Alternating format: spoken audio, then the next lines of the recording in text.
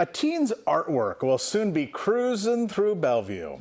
She won a contest to design a wrap for the school resource officer's cruiser. First Alert 6's Ron Johnson shows us what makes her design stand out. 3, 2, 1, go! Yeah! That's 14-year-old Harper Harden showing off her winning design for this police cruiser. Like, I was kind of just like in shock, like total shock that I had won.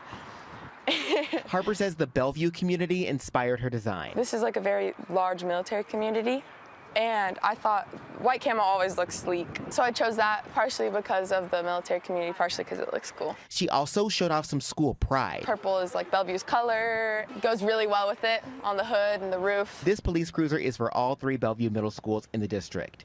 It's driven by school resource officer Isaias Rosario. He created the contest as a way to better connect with the kids he protects. What better way to connect with someone than, hey, like, you can potentially have your car out there, you know? Harper submitted her design back in November and checked in with Rosario regularly. And I kept asking Officer Rosario, hey, when are you guys gonna pick the cruiser? Like every time I saw him in the office. And he's like, soon, soon. Now with her art brought to life, Rosario knows he made the right decision. It brings joy to my eyes, I guess. In Bellevue, Ron Johnson, First Alert 6.